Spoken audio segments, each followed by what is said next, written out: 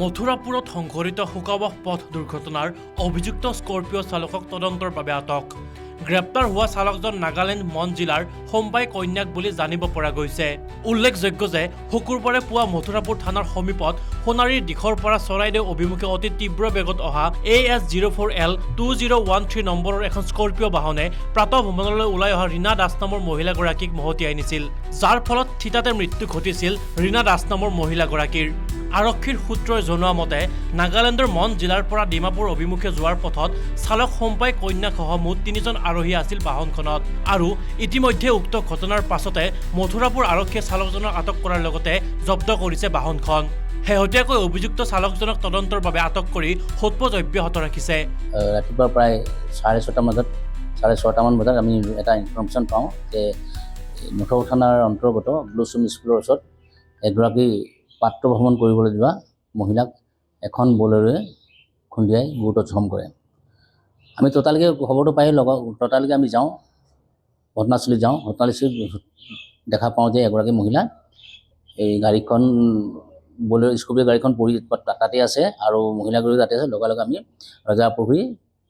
সোণাৰী ৰজাপুৰী হস্পিটেললৈ পঠাওঁ। তাৰপিছত সোণাৰী ৰজাপুৰী হস্পিটেলৰ পৰা ডক্টৰে তেওঁক উন্নত চিকিৎসাৰ বাবে ৰেফাৰ দিয়ে ডিব্ৰুগড়লৈ।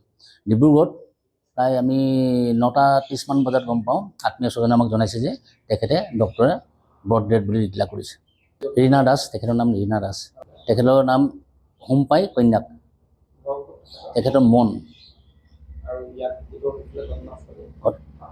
ঘটনাস্থলী হ'ল ব্লুচুম স্কুলৰ ওচৰত। তেনেধৰণৰ ঘোৰাপান কৰা নাই।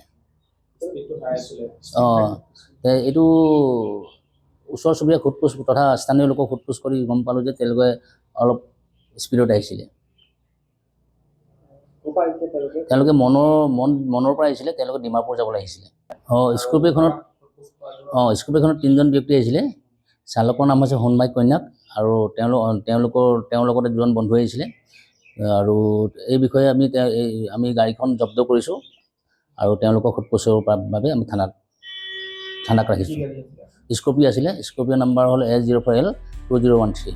শিৱসাগৰৰ পৰা Farid Ali, news desk report.